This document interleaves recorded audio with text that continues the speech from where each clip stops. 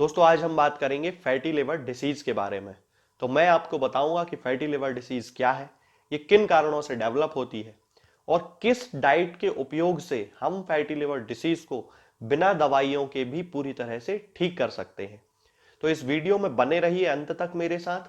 और अगर अभी तक आपने मेरा चैनल सब्सक्राइब नहीं किया है तो मेरे चैनल को सब्सक्राइब करें और इसे ज्यादा से ज्यादा लोगों के साथ शेयर करें। दोस्तों लिवर हमारे शरीर में पाया जाने वाला एक ऑर्गन है जो right upper quadrant of abdomen यानी कि हमारे पेट के दाहिने ऊपरी हिस्से में डायफ्राम के जस्ट नीचे रहता है। ये हमारे शरीर में मेटाबोलाइट्स को डिटॉक्सिफाई करता है, प्रोटीन का सिंथेसिस करता है, आरबीसीज को डिकम्पोज करता है यानी कि रेड ब्लड सेल्स जो होती हैं उनको डिकम्पोज करता है, ग्लाइकोजन को स्टोर करता है और हार्मोन्स का प्रोडक्शन करता है। चूंकि लिवर फैटी एसिड्स का भी मेटाबॉलिज्म करता है तो इस मेटाबॉलिज्म के दौरान जो ट्राइग्लिसराइड्स होते हैं यानी कि जो न्यूट्रल फैट्स होते हैं वो लिवर की कोशिकाओं में ड्रॉपलेट्स के रूप में इकट्ठे हो जाते हैं यानी कि वसा की कुछ बूंदों के रूप में वो लिवर की कोशिकाओं में इकट्ठे हो जाते हैं। इसे ही फैटी लिवर या हेपेटिक स्टीटोसिस कहा जाता है। दोस्तों फैटी लिवर डिसीज दो प्रकार की होती है, एक non alcoholic fatty liver disease यानी कि NAFLD और एक alcoholic fatty liver disease. Non alcoholic fatty liver disease यानी कि हम नाम से ही समझ सकते हैं कि वे पेशेंट्स जिनमें एल्कोहल के कंजम्पशन की कोई हिस्ट्री नहीं होती है, उसके बाद भी उनके खाने पीने में आए हुए पदार्थों के कारण ही लिवर में फैट के ग्लोब्यूल्स इकट्ठे हो जाते हैं, फैट के ड्रॉपलेट्स इकट्ठे हो जाते हैं, तब उस कंडीशन को non alcoholic fatty liver disease कहा जाता है। दोस्तों अब हम बात करते हैं एल्कोहलिक फैटी लिवर डिसीज के बारे में, यानी कि वे लोग जो एल्कोहल का ओवर कंजम्पशन करते हैं, एल्कोहल की बहुत ज्यादा मात्रा का सेवन करते हैं, उन लोगों में जब फैटी लिवर डिसीज पाई जाती है तब उस कंडीशन को एल्कोहलिक फैटी लिवर डिसीज कहते हैं। एल्कोहलिक फैटी लिवर डिसीज के केसेस में उन पेशेंट्स में क्रॉनिक हेपेटाइटिस, फाइब्रोसिस और लिवर सिरोसिस भी पाया जाता है। इसके बाद हम बात करते हैं फैटी लिवर डिसीज के साइंस और सिम्टम्स के बारे में।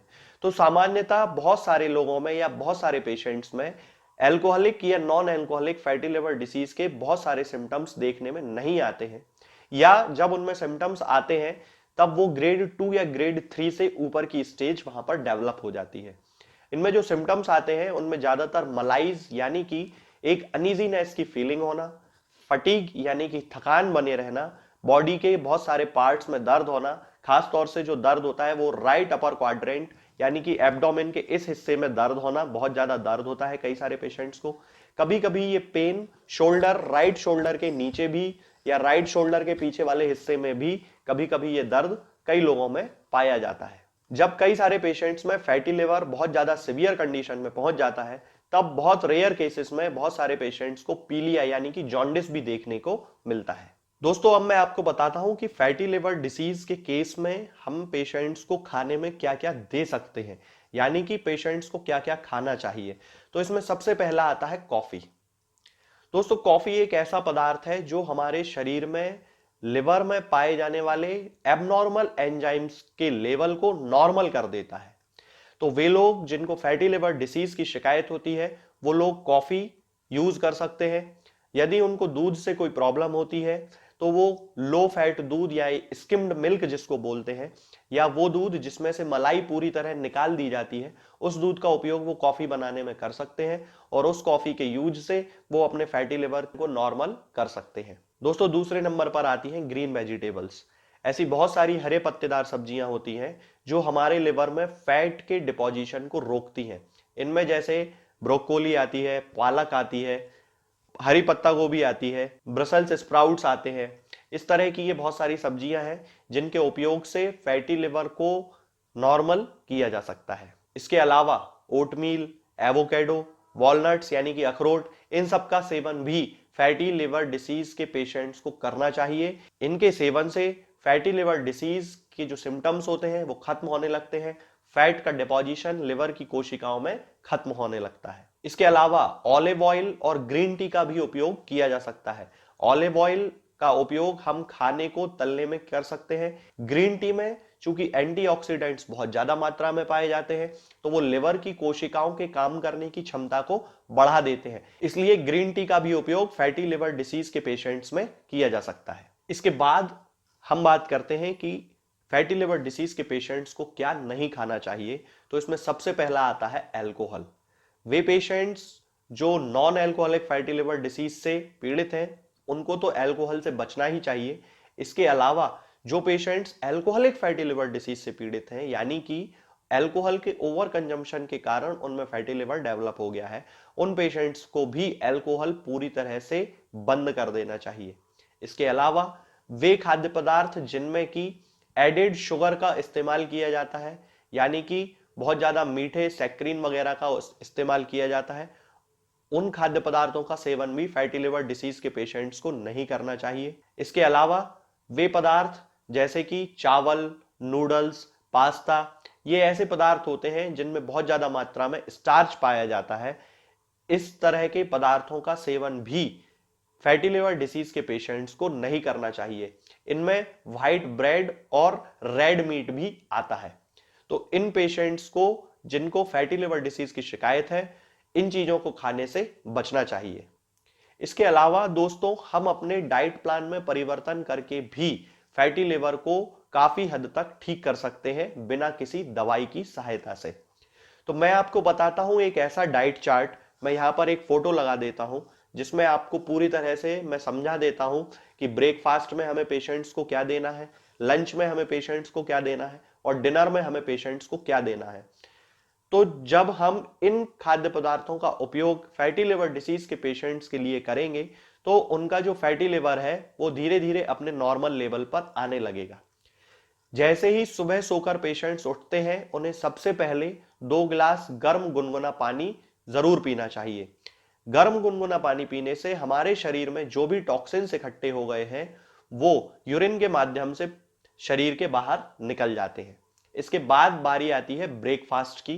तो हमें ब्रेकफास्ट में उन पेशेंट्स को क्या देना है, मैं ये चार्ट में आपको समझा देता हूं कि ब्रेकफास्ट में हम उन पेशेंट्स को 200 ग्राम ओटमील, 1 केला, 1 cup coffee, low fat milk, upma, सूजी, बेसन का चीला या इडली या दलिया, इन सब चीजों को हम उन्हें दे सकते हैं। इसके बाद बारी आती है दोस्तों लंच की। तो लंच में हम पेशेंट्स को 3 रोटी दे सकते हैं, पालक की सलाद, 1 उबला हुआ आलू, 1 कप ब्रोकोली, गाजर या दूसरी सब्जियां, 1 सेब फल और 1 गिलास दूध उन पेशेंट्स को हम दे सकते हैं।